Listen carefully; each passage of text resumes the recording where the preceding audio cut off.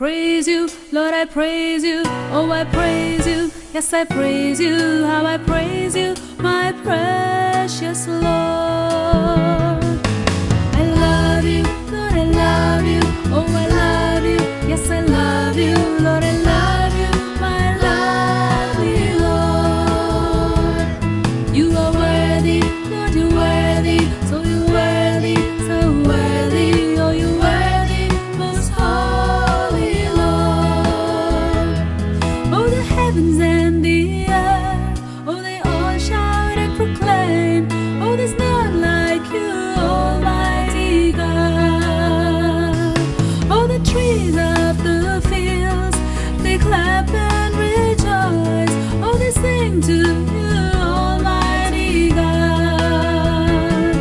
Oh, they bow their knees before you. Oh, they bow their knees before you. Oh, they bow their knees and worship you, Lord. The Lord also brought me the verse that's in the Bible. There's a verse which says, a house that is divided, it cannot stand.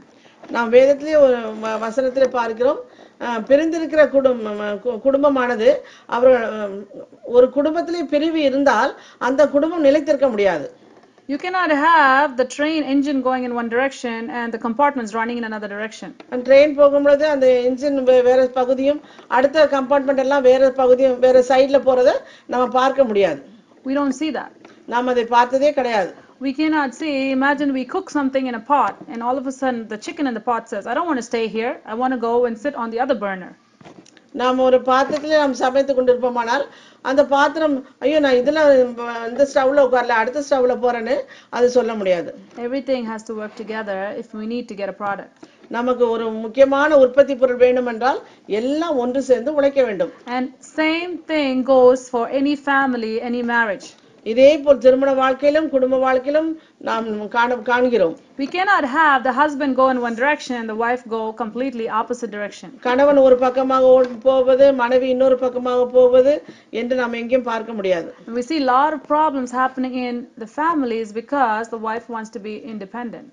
நாம் அநேக குடும்பங்களிலே பார்க்கிறோம் குடும்பத்திலே பிரச்சனை வருவதற்கு காரணம் என்றால் ஸ்திரீகள் தாங்கள் சுயேச்சையாய் செயல்பட வேண்டும் என்று விரும்புகிறார்கள். Instead of following the lead of the husband, if the husband is godly, தன்னுடைய கணவன் கர்த்தருக்கு உரியவராய் கர்த்தருக்கு பயந்தவராய் காணப்படும் பொழுது நாம் கணவனுக்கு கீழ்ப்பட்டவர்களாய் வாழ வேண்டும். Instead of doing that, they say, I have a mind of my own. அப்படி நாம் கணவருக்கு அடங்கி வாழ்வதை விரும்பாமல் எனக்கும் தனியாக தீர்மானம் உண்டு எனக்கும் தனியாக காரியங்கள் உண்டு என்று நாம் சொல்லி சில நடப்பதை பார்க்கிறோம். This is my life, I know how to live it, nobody needs to tell me.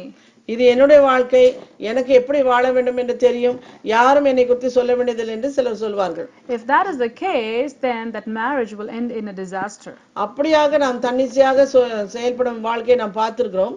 அவருடைய குடும்பங்கள் பிரிந்ததை எத்தனையோ குடும்பங்களிலே பார்த்திருக்கிறோம். A house that is divided cannot stand. ஒரு குடும்பம் பிரிந்திருந்தால் அந்த வீட்டில் உள்ளவர்கள் பிரிந்திருந்தால் அந்த குடும்பம் நிலைத்திருக்காது. We see Elijah over here had the same conviction that Abraham had.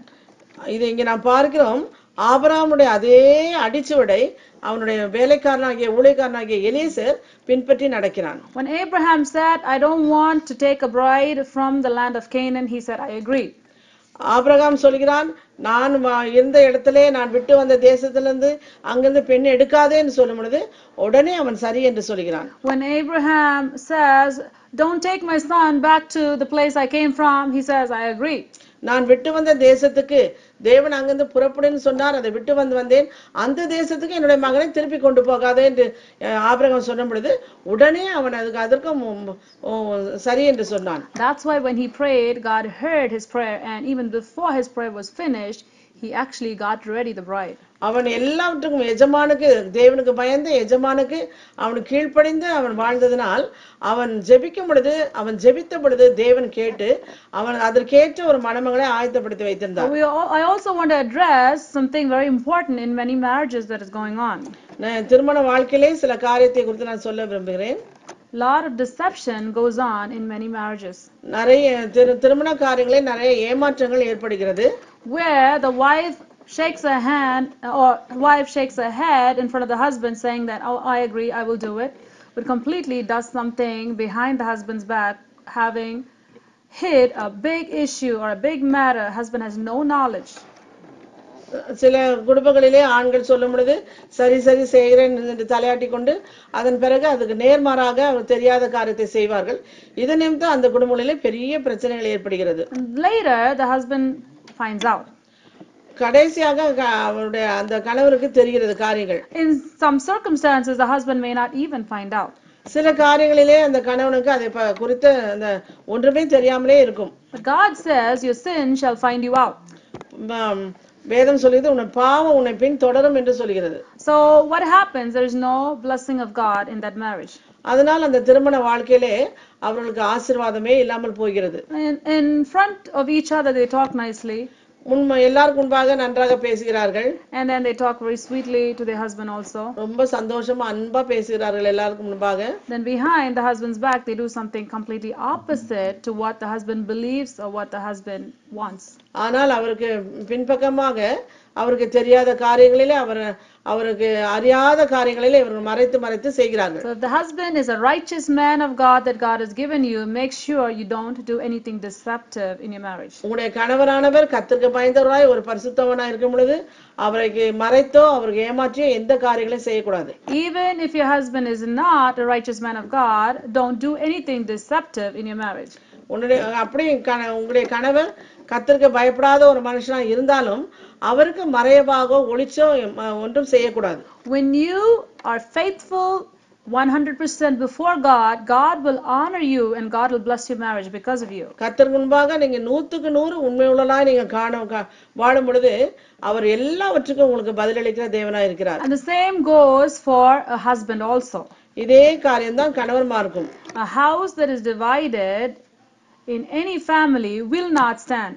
ஒரு குடும்பத்திலே வீடு பிரிந்திருந்தால் அந்த குடும்பம் நிலைக்க முடியாது.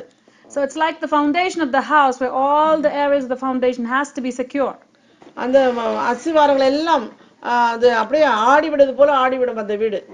So if the foundation is not secure, if one place is strong and the other place is shaky, then the house will collapse. அந்த வீட்டிலே ஒரு பக்கம் உறுதியா இருக்கு இன்னொரு பக்கம் சரியாக எல்லாம் ஆடிக்கொண்டே இருக்குது என்றால் திடீரென்று ஒரு பக்கம் ஒரு முறையாக எல்லாம் சேர்ந்து விழுந்து விடும். So unless you really know that this is where I have to be, make sure when you get into a marriage that you're doing God's will. நாம் அதனால தான் நம்மளுடைய திருமண வாழ்க்கையிலே கர்த்தருக்கு சித்தமானதா என்று நினைத்து அந்த காரியத்தை நாம் செய்ய வேண்டும். But once you are married, don't question whether you're in God's will or not because you're already married. திருமணமான பிறகு ஆண்டவரே இது கர்த்தருடைய சித்தமா கர்த்தருடைய சித்தம் பிரகாரம் நான் கல்யாணம் பண்ணிட்டேனா கர்த்தருடைய சித்தம் இல்லாம கல்யாணம் பண்ணிட்டேனா என்று நாம் குழப்பிக்கொண்டே இருக்க கூடாது. Once you are married, make sure that you honor God and you do the right thing before God. நீங்கள் கர்த்தரை முன்வைத்து நீங்கள் செய்யும் பொழுது அந்த காரியத்தை கர்த்தர் செய்து கொடுத்த பிறகு நீங்கள் ஒழுக்கமுள்ளவர்களாய் பரிசுத்தமுள்ளவர்களாய் வாழ வேண்டும். Many people try to find a way of escape, trying to blame God or trying to blame themselves, saying, oh, maybe I'm not in God's will, so I maybe should divorce.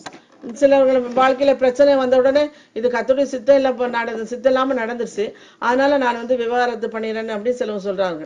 Divorce is an abomination to the Lord. விவாகரத்து என்பது தேவன் முன்பாக ஒரு தூஷணமான ஒரு காரியம். Should not even come in your mind or in your mouth. உங்களுடைய நினைவிலும் ஞாபகத்திலும் அந்த காரியங்கள் வரவே கூடாது. Be a person of character. உறுதியான தீர்மானமுடைய குணசாலிகளாய் இருங்கள். Look at Abraham, look at Eliezer. ஆபிரகாமை பாருங்கள் எலியேசரை பாருங்கள். Look at the impact Abraham had on Eliezer. எப்படியாக எலியேசர் ஆபிரகாமை கவனித்து அதை தொடர்ந்து நடக்கிறான் என்பதை பாருங்கள். And look how Eliezer truly followed Abraham.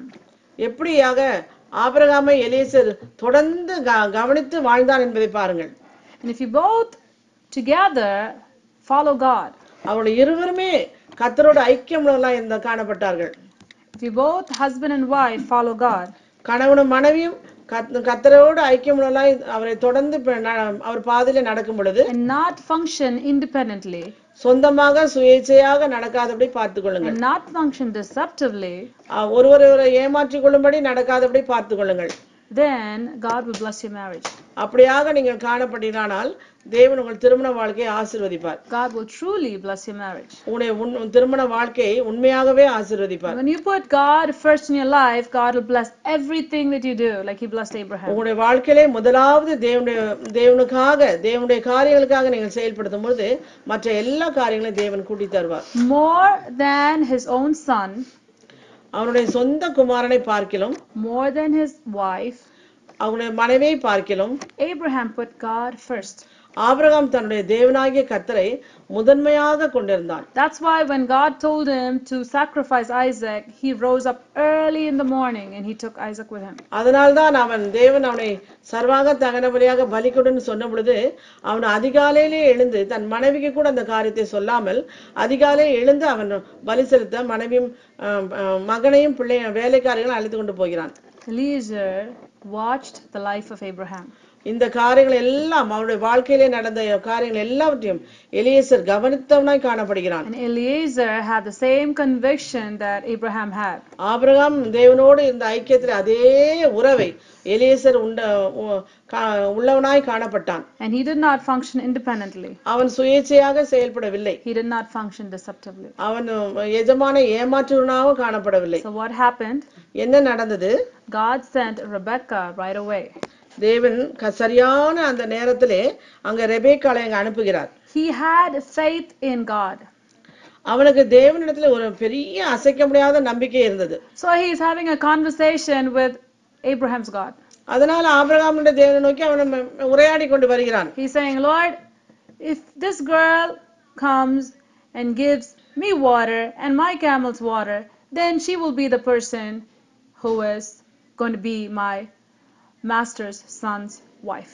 அவன் தேவனிடத்திலே அவன் சொல்கிறான், ஆபிரகாம் தேவனாகிய கர்த்தாவே, நான் போகிற அந்த இடத்துல நான் குடிக்க எனக்கு தண்ணி வேண்டும்னு கேட்டால் எனக்கும் கொடுக்க வேண்டும், என்னுடைய ஒட்டகத்துக்கும் கொடுப்பேன் என்று யார் சொல்கிறார்களோ அவளை நான் என்னுடைய எஜமானுக்கு மனைவியாக கொண்டு போவேன் நான் சொல்லும்போது அதே காரியத்தை அங்க காண்கிறோம். So do you really want God to bless you? உண்மையாக தேவன் நம்மை ஆசீர்வதிக்க விரும்புகிறீர்களா? When anyone gives you a godly counsel, யாராவது கர்த்தருடைய சித்தத்தின்படி உங்களுக்கு ஆலோசனை கொடுத்தால், or when you read the Bible, God speaks to you through the word, வேதத்தை வாசிக்கும் பொழுது தேவன் வேதத்தின் மூலமாய் உங்களோடு பேசுவார், or when you hear a message, God speaks to you through that. கர்த்தருடைய செய்தி மூலமாய் தேவன் உங்களோடு பேசுவார். Do you truly take God's word seriously? உண்மையாக அந்த வார்த்தைகளை கர்த்தருடைய வார்த்தையா நீங்கள் எடுத்துக்கொள்கிறீர்களா? And are you really giving any weight to that? அதற்கு ஏதாவது மதிப்பு கொடுத்து நீங்கள் காணப்படுகிறீர்களா? Are you really obeying it? அந்த வார்த்தைக்கு கீழ்ப்படுகிறீர்களா? Or are you just putting on a show? அல்லது இந்த காதுல வாங்கி இந்த காதுல விட்டு விடுகிறோமா? Or are you just living like the righteous man who went to the temple and who said, Lord, I fast 2 times, I tithe, I do this, I do that. Meanwhile, God will not hear our prayers. இல்லாவிட்டால் இந்த தேவாலயத்திலே போன பரிசனை போல, ஆண்டவரே நான் வாரத்துக்கு 2 வாரம் உபவாசிக்கிறேன், தசமா கொடுக்கிறேன், அவனை பார்க்கல நான் இப்படி இல்ல அப்படி இல்ல நம்ம சொல்றவங்கள காணப்படுகிறோமா? We will not be justified. நாம் அப்படியாக நம்மை மெச்சிக்கொள்ள கூடாது. And God cannot bless us. அப்படியாக நம்ம சுயேச்சையோடு பெருமையோடு நம்ம வாழ்வானால் தேவன் நம்மை ஆசீர்வதிக்க மாட்டார். The promise that the Lord is giving for this month, இந்த மாதத்திற்கு தேவன் கொடுத்த வாக்குத்தத்தம் என்னவென்றால், God will bless the work of your hands. கர்த்தர் உன் கைகளின் கிரியைகளை தேவன் ஆசீர்வதிப்பார். Everything that you do, God will bless it. உன்னுடைய கையின் கிரியைகளை தேவன் ஆசீர்வதிப்பார். He will bless every area of your life. உன்னுடைய கையின் கிரியைகளை என்னென்ன காரியங்களை நீங்க கையிட்டு செய்கிறீர்களோ அத்தனையும் தேவன் ஆசீர்வதிப்பார். There should not be deception at all. உங்களுக்குள்ளாக ஏமாற்றுதல் இருக்க கூடாது. And the house should not be divided. அந்த வீடு பிரிந்த வீடாய் இருக்க கூடாது. And that goes for your heart also. அது உங்களுடைய இருதயத்துக்கும் காணப்படுகிறது. If you have a divided heart toward the Lord God, then you will not be able to stand before God. தேவனாகிய கர்த்தர் முன்பாக உங்களுடைய இருதயமும் ரெண்டு நினைவாக குந்தி நடப்பது போல இருமனப்பட்டவர்களா நீங்க வாழ்வீரானால் அங்கேயும் உங்களுக்கு ஆசீர்வாதம் கிடைக்காது. So your heart, which is a house, if it is divided, it cannot stand. உங்களுடைய இருதயம் அந்த பிரிவுபட்ட விடை போல பிரிந்து இருக்குமானால் அங்கேயும் தேவன் வாசம் பண்ண முடியாது. So your marriage, if it is divided, then it cannot stand. திருமண வாழ்க்கையும் பிரிந்த மாதிரி இருந்தால் அந்த வாழ்க்கையும் நிலை நிற்க முடியாது. Every decision that you make in your house has to be a joint decision before the God of heaven and earth. எந்த காரியமும் நீங்கள் குடும்பத்திலே நீங்கள் செய்கிற எந்த காரியமும் எந்த தீர்மானமும் கணவனும் மனைவியும் யோசித்து சிந்தித்து செயல்படுகிறவர்களாய் காணப்பட வேண்டும். It has to be a decision approved by God of heaven and earth. அந்த தீர்மானமானது தேவனாகிய கர்த்தர் உங்களுக்கு கொடுத்த தீர்மானமாய் இருக்க வேண்டும். And then the Lord will bless you in everything that you do. அப்படி நீங்க காணப்படுவீர்களானால் தேவன் எல்லா காரியத்தையும் ஆசீர்வதிப்பார். So the promise that the Lord is giving us for this month, இந்த மாதத்துக்கு தேவன் கொடுத்த வாக்குத்தத்தம் of June, ஜூன் மாசத்திற்கு, God will bless all the work of your hands just like he did Abraham. ஆபிரகாமுக்கு தேவன் ஆசீர்வதித்தபடியே உங்களுடைய கையின் கிரியைகள் எல்லாவற்றையும் ஆசீர்வதிப்பார். You can actually put your name in verse 1 and say, the Lord blessed, put your name in there, in all things. ஆதியாகமம் 24ஆம் அதிகாரம் முதல் வசனத்தில் காணப்படுவது போல அந்த இடத்துல உங்களுடைய பெயரை போட்டு நீங்கள் வாசியுங்கள். God will bless everything that you do. He will bless you in all things. நீங்கள் கைது செய்யும் எல்லா காரியத்திலும் தேவன் உங்களை ஆசீர்வதிப்பார். There is a promise that you can hold on to provided you live like Abraham. நீங்கள் ஆபிரகாம் போல வாழ்வதற்கு இந்த வாக்குத்தத்தத்தை பிடித்தவர்களாய் செயல்படுங்கள். We cannot claim any of the blessed things if we don't live like Abraham and claim all the blessings of Abraham. ஆபிரகாமை போல நாம் வாழாவிட்டால் ஆபிரகாமுடைய ஆசீர்வாதங்களை நாம் சுதந்திரிக்க முடியாது. That's why a lot of people claim Abraham's blessings, all kinds of blessings, but nothing is actually happening in their lives. சில எல்லாரும் ஆபிரகாமின் ஆசீர்வாதம் எனக்கு சொந்தம், ஆபிரகாமின் ஆசீர்வாதம் எனக்கு சொந்தம் எல்லாம் சொல்லுவாங்க பாடுவாங்க, ஆனா அவங்களுக்கு வாழ்க்கையில அந்த மாதிரி நடக்காது. But if you live like Abraham, then this blessing is yours. ஆபிரகாமை போல வாழ்ந்து அர்ப்பணித்து தீர்மானித்து உறுதியாய் நாம் வாழ்வோமானால் அவருக்கு ஆபிரகாமை ஆசீர்வதித்த தேவன் நம்மை ஆசீர்வதிப்பார். God is not a partial God. தேவன் ஒருவருக்கு ஆசீர்வாதத்தை இன்னொரு ஆசீர்வதிக்காமல் இருக்க தேவன் அல்ல. God wants to bless you tonight. தேவன் இந்த இரவு உங்களை ஆசீர்வதிக்க விரும்புகிறார். You're already walking with the Lord. This blessing is yours. ஏற்கனவே நீங்கள் தேவனோடு ஐக்கியப்பட்டு அவரோடு இணைந்து நீங்க வாழ்வீர்களானால் அந்த ஆசீர்வாதங்கள் உங்களுக்கு சொந்தம். If we are not walking with God, நாம் தேவனோடு ஐக்கியப்பட்டு வாழாவிட்டால் we have an opportunity to walk with God and make this blessing our own. தேவனோடு ஐக்கியப்பட்டு வாழ்ந்து அவருடைய ஆசீர்வாதங்களை சுதந்திரித்துக் கொள்ள நம்மால் மாற்ற முடியும் நம்மை. Yeah. So one is, if you're already walking with God, then this blessing is yours. ஒரு குழுவினர் தேவனோடு ஐக்கியப்பட்டு வாழ்ந்து ஆசீர்வாதங்களை அவர்கள் பெற்றுக்கொள்கிறார்கள். So you can hold on to the scripture portion and say, God will bless everything that I do. நான் அவர்கள் வேதத்தின் வசனங்களை பிடித்துக்கொண்டு நான் கைது செய்ய காரியங்களை தேவன் ஆசீர்வதிக்கிறார் என்று அவர்கள் சொல்ல முடியும். But if you're not walking with God, you have an opportunity to turn your life around so that this blessing can become yours. தேவன் உங்களை ஆசீர்வாதம் கிடைக்கவில்லை என்று சொன்னால் நீங்கள் உங்களை அர்ப்பணிங்கள். ஆண்டவரே, என்னோட என்ன குறை இருக்கிறது, எங்களை சோதித்து பார்த்து இந்த ஆசீர்வாதம் எனக்கு வேண்டும் என்று சொல்லி அர்ப்பணித்து வாழுங்கள். The Lord God who blessed Abraham in all things is here tonight to bless you in all things. ஆபிரகாமை ஆசீர்வதித்த தேவன் உங்களையும் ஆசீர்வதிக்க விரும்புகிறார். He will bless you in all things. எல்லா காரியத்திலும் உங்களை ஆசீர்வதிப்பார். God will bless you in all things. தேவனாய் கர்த்தர் உங்களை எல்லா காரியத்திலும் உங்களை ஆசீர்வதிப்பார். When you seek God, his kingdom first, everything will be added to you. முதலாவது தேவனுடைய ராஜ்யத்தையும் அவருடைய நீதியையும் நீங்கள் தேடும் பொழுது எல்லாம் உங்களுக்கு கூட கொடுக்கப்படும். Blessings can only come from God. ஆசீர்வாதங்கள் தேவனிடத்திலிருந்து மட்டுமே நமக்கு கிடைக்கும். Satan can show something like blessing, but it is not a blessing. பிசாசு என்ன பண்ணுவானா, ஆசீர்வாதம் போல காட்டுவான், ஆனா அது உண்மையான ஆசீர்வாதம் கிடையாது. Satan does not have anything good to offer, remember that. பிசாசுக்கு எந்த நிரந்தரமான நிலையான காரியங்களை கொடுக்கிறதுக்கு அவனால முடியாது. Satan is all evil. அவன் எல்லாம் தந்திரமுடைய பிசாசு. He cannot give anything good. அவன் நிரந்தரமான உண்மையான காரியங்களை கொடுக்க முடியாது. If he tries to give you something good, that means he's going to take something precious from you. அவன் உண்மையான காரியங்களை கொடுப்பது போல டூப்ளிகேட்டான காரியங்களை நம்ம கொடுத்து நம்மளை ஏமாற்றுவான். So he will take your soul in exchange for something temporary. அவன் உண்மையாக அவனுடைய நமக்காக இருக்கும் விலையேறப்பட்ட அந்த ஆத்மாவை அவன் எடுத்துக்கொண்டு வேற ஒன்றுமில்லாத காரியத்தை நமக்கு கொடுப்பான். But God is the one who can bless you in all things. தேவன் ஒருவரே நமக்கு நிரந்தரமான ஆசீர்வாதங்களை நமக்கு தருகிறவர். Happy is the people whose God is the Lord. தேவனாகிய கர்த்தரை சொந்தமாய் கொண்ட ஜனங்கள் பாக்கியம் உள்ளவர்கள்.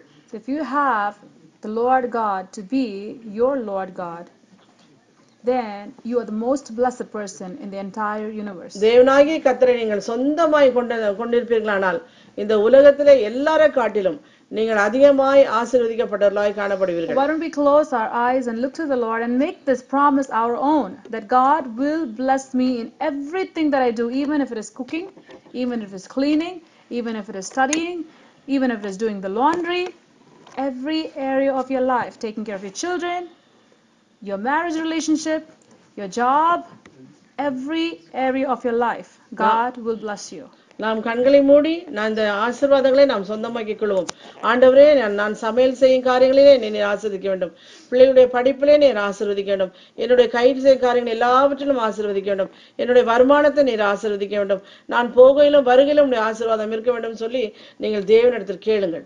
If you walk like Abraham, these blessings will follow you.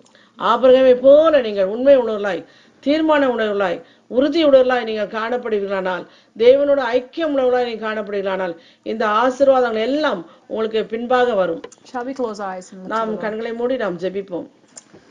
Father, we thank you, Lord.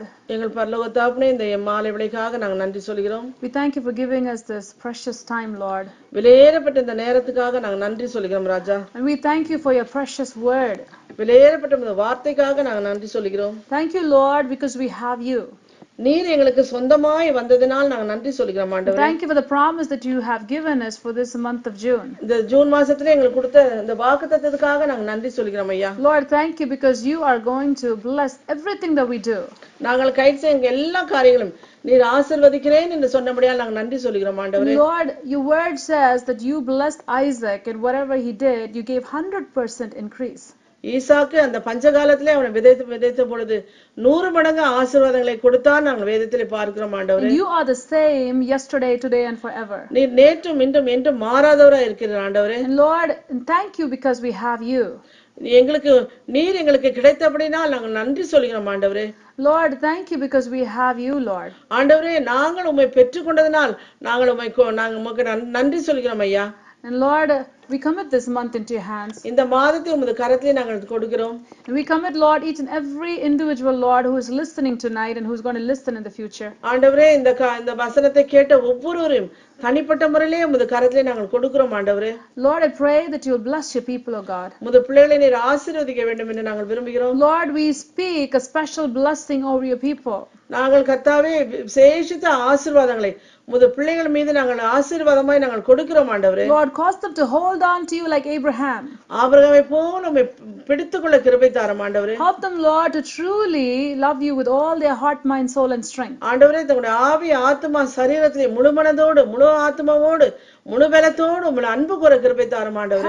Help them, Lord, to hold on to you like Abraham did. Whether I get a bride or not, I'm not going to send my son back to where I came from. ஆபிரகாமை போல ஆண்டவரே, எனக்கு அந்த தேசத்திலே பெண் கிடைத்தாலும் சரி கிடைக்காவிட்டாலும் சரி, நான் விட்டு வந்த அந்த தேசத்திலே என்னுடைய மகனை அனுப்ப மாட்டேன் என்று எப்படி அவன் உறுதியாக தீர்மானம் செய்தானோ அதே போல ஒவ்வொருவரும் காணப்பட கிருபை தாரும். Help us, Lord, to be determined not to learn the practices of the land that we live in.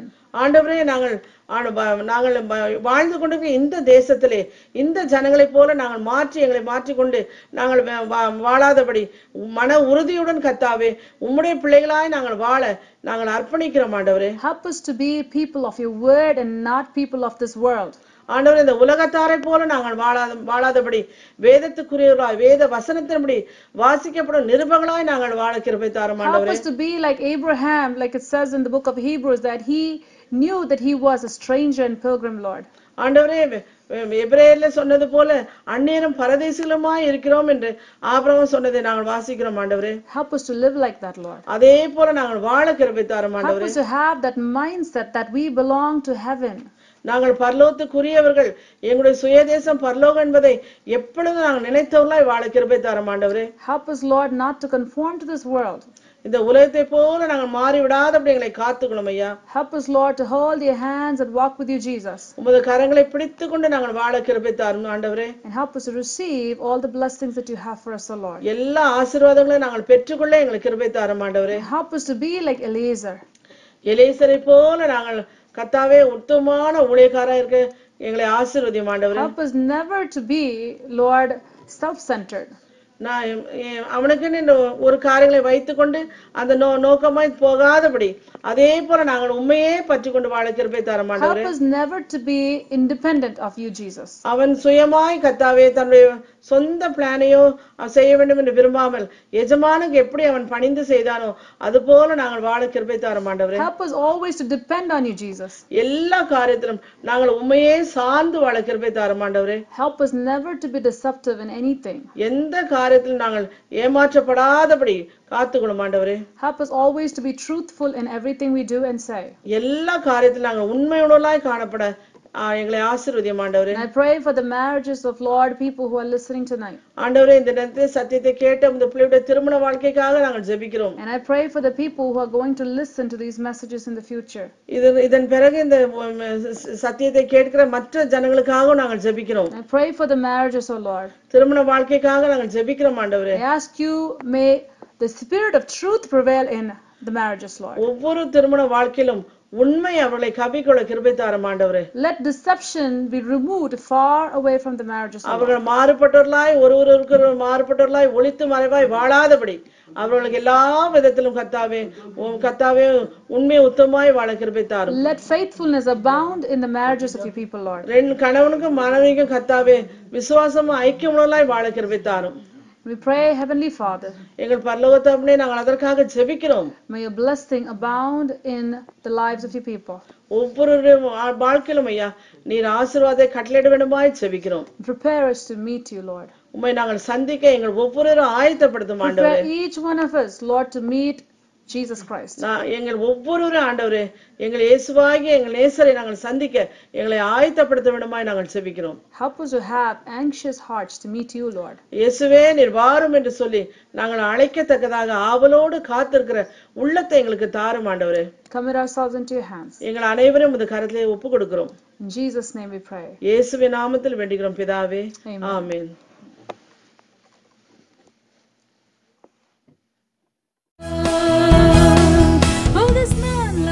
For prayer, please contact us at prayer@elbethelinternationalministries.org. That's prayer@elbethelinternationalministries.org. Or you may phone us at 001-845-360-0534. Once again, 001-845-360-0534. You may write us at El Bethel International Ministries, P.O. Box 966, Goshen, New York 10924, USA. On the web, please visit us at www.elbethelinternationalministries.org.